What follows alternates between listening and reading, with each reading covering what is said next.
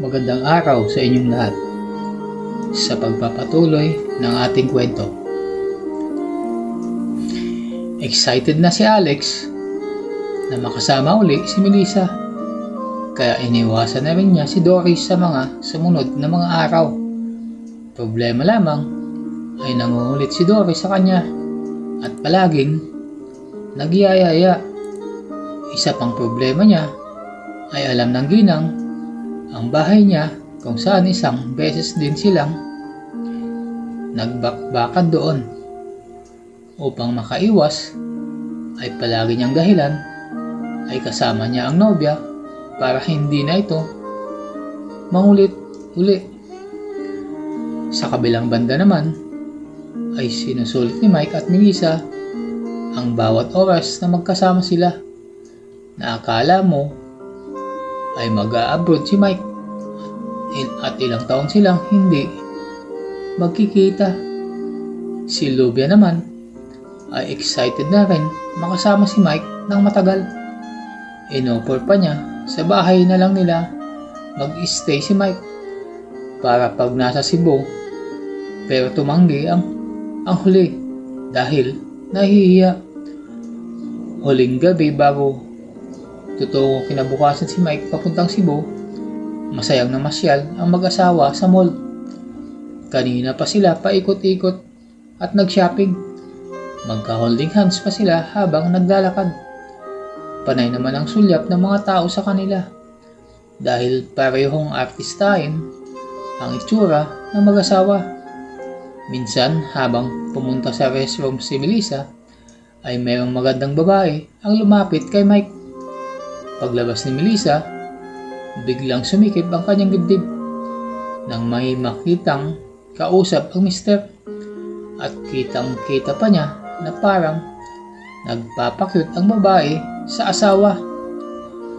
Mabilis siyang lumapit sa dalawa at nakita naman agad siya ni Mike, at nakangiti pa ito sa asawa na parang wala lang, gayong halos hindi na maipinta ang mukha ni Melissa. Nang makalapit na si Melissa ay agad na nag-excuse ang babaeng kausap ng mister at mabilis na umalis. Han, sino yon? Medyo mataray na tanong niya kay Mike. Wala. Napagkamalan lang ako na kakilala niya. Nakangiting sagot ni Mike. Halata niyang nagsiselos ang magandang misis. Sabay akbay sa asawa. Ikaw ha? Nawala lang ako saglit. May kausap ka na agad. Paano na lang pag nasa Cebu ka na? Nagtatampo si Melissa kahit wala namang magandang dahilan. Dati pa namang maraming nagpapakyut sa kanyang mister nung nasa kolehiyo. Pero malaki ang tiwala niya kay Mike. Pero parang iba ngayon ang pakiramdam niya. Subconsciously, dahil siya ay nauna nang nakiapid kesa sa asawa niya. Kaya ayaw niyang ang mahal na mister ay matukso sa iba. Kaya parang threatened siya na madali lang kay Mike na maghanap ng iba pag nahuli siya sa ginagawang pagkakasala. Tahimik lang silang dalawa pagkatapos kumain at nagyaya na agad na umuwi si Melissa. Naunawaan naman siya ng kanyang mister at binigyan siya ng assurance ng asawa na hindi niya magagawang mambabae at lokohin ang asawa kahit kailan. Nang makauwi sila ng bahay ay biglang bumalik ang sigla ni Melissa na kanina lamang ay nagseselos, pero ngayon ay nag-swing na ang mood sa pagiging malambing. Batid nilang hindi sila pwedeng magkatampuhan sa gabing iyon. Sabay pa silang naligo at umaatikabong bakbakan ang nangyari sa kanila. Binigyan pa ni Melissa ng masarap na masahe ang asawa na lalong ikinasaya ni Mike. Although parati nang ginagawa ito ng asawa, ng mga isang buwan na ang nakakaraan, pero ngayon lang sila sabay na naligo ulit. Hindi na sila nagbihis pagkatapos maligo at walang saplot na lumabas ng banyo ang dalawa. Agad na humiga sa kama si Melissa at sabik na hinintay ang mga susunod na gagawin ng kanyang mister. Titig na titig ang babae sa kanyang asawa habang paluhod itong sumampa sa kama palapit sa kanya. Unang nilapitan ni Mike ang paa ni Melissa at ibinaba ang mukha. Masuyo nitong dinampian ng halik ang mga daliri sa paa. Babaeng babae talaga si Melissa tingnan sa lahat ng parte ng kanyang katawan. Wala kang itatapon. Lahat masarap sa paningin. Ilang sandali pa'y mahihinang ungol na ang pinakawalan ni Melissa. Hindi siya ganun kalakas umungol pagkasama ang mister. Iba ang pagtatalik nilang mag-asawa kumpara sa bakbakan nilang magnobyo. Pag si Mike ay medyo nangingimi pa rin siyang ilabas ang totoong bogli at hindi niya may paliwanag ang dahilan. Siguro ay ayaw niya lang isipin ng kanyang mister na ganun siya kabugling babae. Samantalang pag sila ni Alex ay nadadala siya sa tindi ng binata sa pakikipagsalpukan. Para siyang babaeng hitad, ungol at walang pakialam, basta sarap lang ang kanyang naramdaman. Hindi pa rin niya alam kung mahal niya talaga ang nobyo. Basta ang dahilan niya ay naaawa siya sa binata at gusto niyang tugunan ang pangungulila nito at ayaw niyang kumuha ito ng ibang babae na kung sino lang. Ilang beses na nga niyang kinumbinsi ang sarili na putulin na ang kanilang relasyon, pero nadadala siya sa pagmamakaawa ng binata. Kung sana lang ay makatagpo na si Alex ng babaeng iibigin at walang sabit. Hinawakan ni Melissa ang magkabilang pisngi ng mister, sabay sabing, "Go ahead, gusto kong maramdaman kung ano man niyang ilalabas mo." Kasunod nun ay napapikit si Mike at nanigas. Nagsilabasan ang kanyang mga ugat at litid, kasabay ng pagbuhos ng buong emosyon at pagmamahal sa sinapupunan ng asawa. Sobrang intense ang naging pagpapalabas ng krema at napahiyaw pa siya ng malakas. Parang sundalong sugatan at namimilipit sa sakit ang itsura ni Mike nang sunod na pumutok ang bulkan sa loob ng sinapupunan ng asawa. Kauna-unahan sa buhay nilang mag-asawa na pumutok ang bulkan nang wala itong kapote. Hingal na hingal sila pagkatapos at nang makabawi ng lakas ay nagtawanan. Akalain mohan, ganito pala pag walang kapote, bote at safe ka. Hingal pa rin na sabi ni Mike, "Gusto ko lang ma-experience natin bago ka mamalagi sa Sibuhan. Sana huwag kang maghanap doon." Malungkot na sabi ni Melissa. Naiisip naman niya na paalis na bukas ang mister. Nagkwentuhan pa sila sabay nakatulog. Pero madaling araw ay nagkaroon pa sila ng isang pakbakan at isa pang round bago maligo. At sa loob lahat, pinaputok ang bulkan. Martes ng umaga, sabay na lumabas ng bahay ang mag-asawa at inihatid ni Mike si Melissa sa bangko kung saan ito nagtatrabaho. Mangiyak-ngiyak pa si Melissa habang nagpapaalam silang mag-asawa. Hatid tanaw pa rin ni Melissa ang papalayong kotse ng asawa habang tumutulo ang luha. Hay, nasambit na lamang niya nang mawala na sa paningin ang sasakyan ng mister. Sinubsob na lamang niya ang sarili sa trabaho sa buong araw. Tumawag naman agad ang mister nang makarating na ito si Cebu. Si Alex naman ay panay pa rin ang pangungulit kasi may idea na siya na paalis na si Mike ngayong linggo.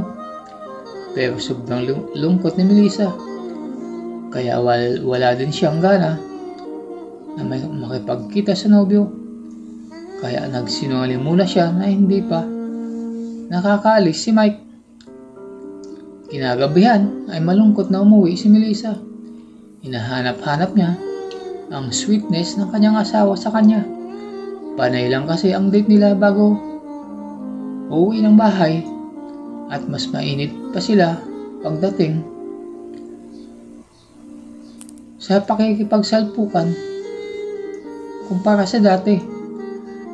Habang mag-isang kumakain ay tumawag ulit si Mike para kumustahin siya.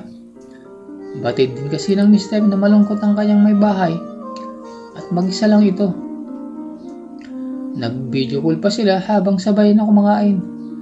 Si Melissa sa bahay at si Mike sa kwarto ng hotel. Dahil nagpa-room service lang ito. Masaya silang nagkikwentuhan at mahahalata talagang miss na agad nila ang isa't isa. Mga halos isang oras din silang nag-usap. Pero dahil pagod si Mike ay nagpaalam na ito matutulog na. Ang kaninang masaya ay balik na ulit sa kalungkutan. Habang nakahiga ay malungkot na nag-iisip si Mike sa asawa. Ganito na sila palagi hanggang matapos ang kanyang proyekto. Malayo palagi sa isa't isa. Pero positibo ang kanyang pananaw sa buhay. Pagkatapos nito ay malaki ang tsansang mapromote siya.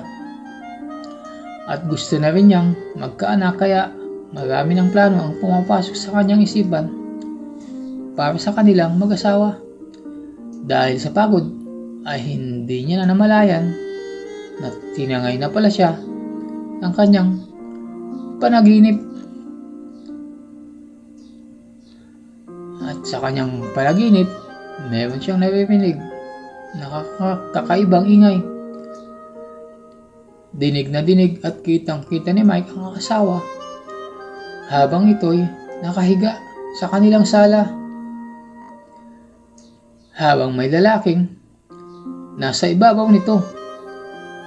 Nagkalat ang mga pinaghubarang damit sa sahig. Kitang-kita niya na sarap ang mahal na asawa habang kinukubabawan ng hindi niya kilalang lalaki. Pawis na pawis ang dalawa habang ginagawa ang bagay na yon na dapat na silang dalawa ang gumagawa. Hindi alam ng dalawang magkalaguyo na umuwi pala si Mike. Durog na durog ang puso ng mister sa nasaksihan. Mapulang-mapula na ang kanyang mata at nag-umpisa ng tumulo ang kanyang mga luha. Dahan-dahan siyang lumapit sa dalawa na wala pa rin kamalay-malay na may papalapit na panganib na mangyayari habang sila'y nag-uumpuan ng kanilang mga maselang bahagi. Mga hayop kayo! Sigaw ni Mike. Sabay tampot ng flower vase na nakapatong sa lamiseta sa gilid ng sopa at buong lakas na inihampas sa ulo ng lalaking nakatalikod pa rin at nakayakap sa asawa niya. Huwag! Sigaw ng nahihintakutang si Melissa. Nagising bigla si Mike. Pawis na pawis siya kahit malamig na maliwig ang aircon sa kanyang kwarto. Diyos ko, napahagulgol na lamang siya. Panaginip lamang pala ang lahat. Tuloy pa rin ang kanyang paghikbi. Hindi mapigil ang pagbuhos ng kanyang emosyon. Tiningnan niya ang kanyang cellphone. Alauna na pala ng madaling araw. Pumunta siya ng banyo at nag-hotpot bago natulog uli. Hindi na nawala sa kanyang isipan ang nasaksihang eksena sa kanyang panaginip. Kahit anong pilit niyang matulog, hindi na siya nakatulog hanggang umaga. Alauna ng madaling araw, gising pa din si Melissa at kasalukuyang kausap ang nobyo. Kanina habang nakahiga ay malungkot na malungkot din siya at hindi makatulog. Gusto niyang tawagan ang mister, kasong alam niyang pagod ito at baka tulog na, kaya pinilit na lamang niyang matulog. Inaabot na siya ng alas 12 sa hirap pa rin makatulog. Kaya inabot niya ang kanyang telepono at nagdesisyong tawagan na lamang ang nobyong binata. Masarap kausap ang nobyo, kaya naaliw na rin siya. Panay pa rin ang pangungulit kung kailan na sila pwedeng magkita. Hindi pa pwede, be. Andyan pa ang asawa ko. Naiinis man si Alex ay wala siyang magawa. Gusto niyang makipag-video call na lang sila ni Melissa. Pero sabi ng nobya, i-reserve mo na lang yan. Promise, malapit na. Gusto ko sa loob lahat, ha? Para siyang puputukan ng bulkan sa tinuran ng babaeng inahas niya kay Mike. Matinding pagtitimpi ang ginawa niya para hindi magpaputok ng bulkan dahil hawak niya ang ice cream na gustong gusto ni Melissa. Inaabot pa sila ng hanggang alas 2 na puro pagpapainit ang usapan. Actually, si Alex lang ang puro kalokohan ang sinasabi at halos nakikinig lang si Melissa. Pero at the same time ay mayroong ginagawang kalokohan din si Melissa sa sarili. Nang nakaramdam ng antok ay nagpaalam na ito sa nobyo. Bye, be. Matulog ka na. Love you too, be. Sabi naman ng binata. Kaya napangisi naman ang ginang. Love you ka dyan. Iba lang ang gusto mo eh. Bakit ba ayaw mong maniwala na mahal kita? Napakamot pa sa ulo ang binata. Sige na. Good more night na. Hindi na pinahaba pa ni Melissa ang usapan dahil baka mangulit pa ang binata. Miss din niya si Alex at alam niya may nararamdaman din siya para dito.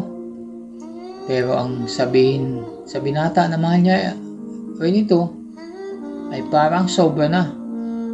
Sobrang laki na ng kasalanan niya sa kanyang mapagmahal na asawa at nahihirapan na rin siya sa kanyang ginagawa.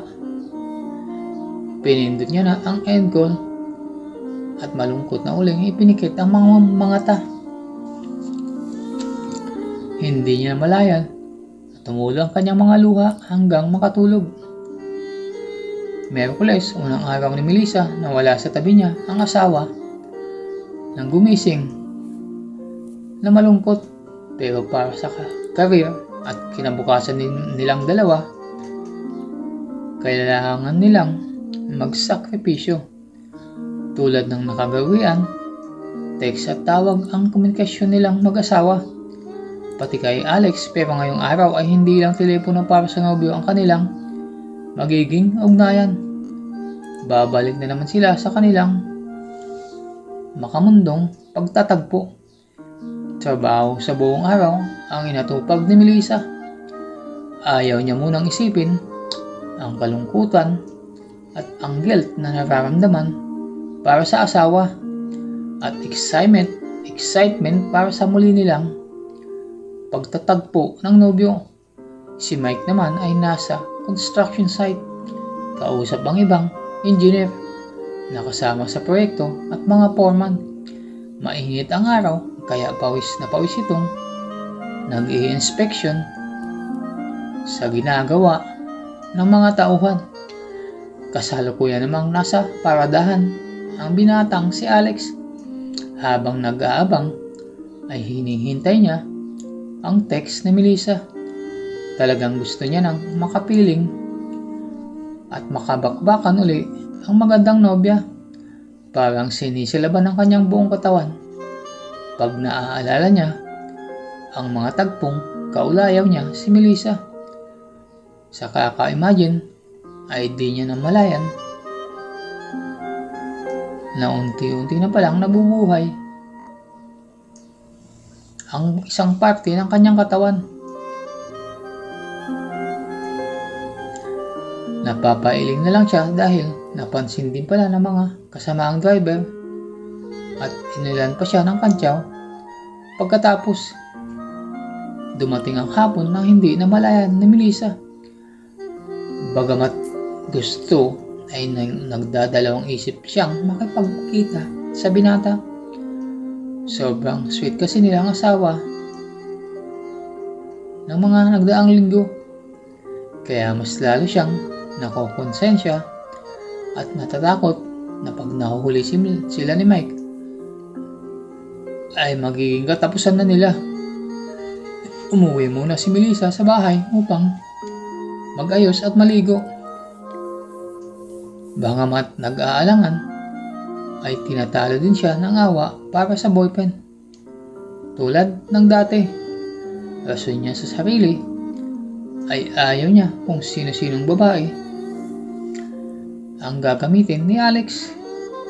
Pero alam niya sa sarili na may mas malalim pa rason, pero ayaw niyang alamin at isipin dahil natatakot din siya sa totoong laman ng kanyang damdamin at isipan.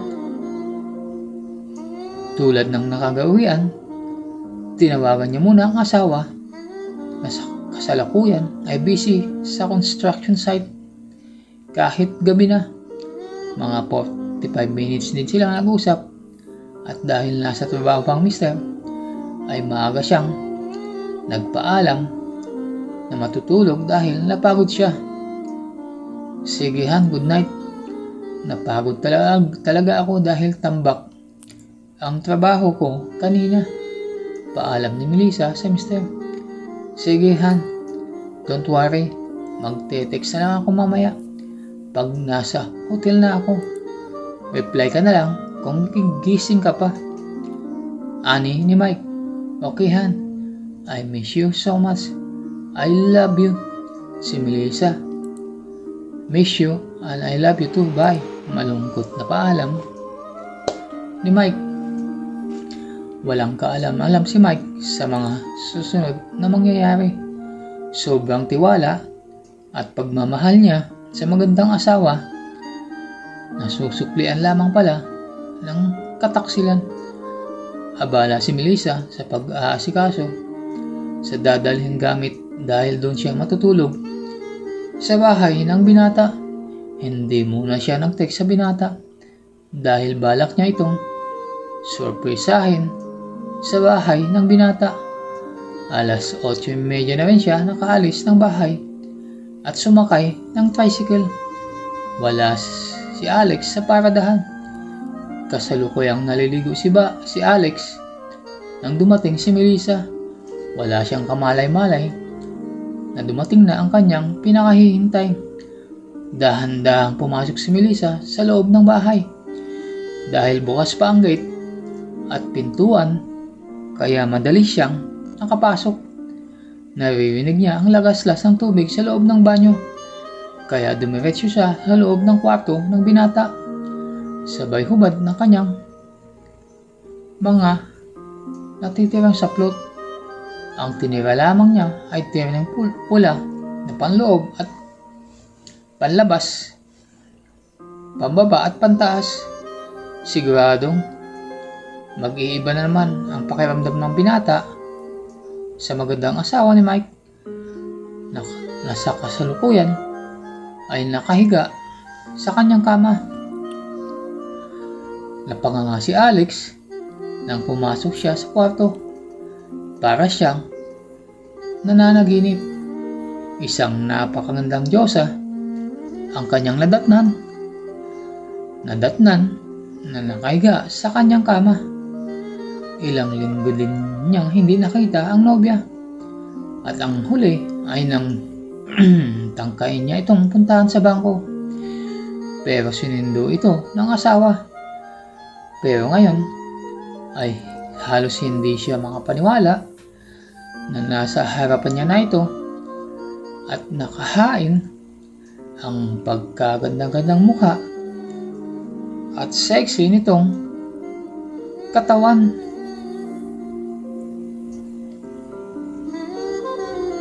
Hanggang dito na lang muna ang ating kwento.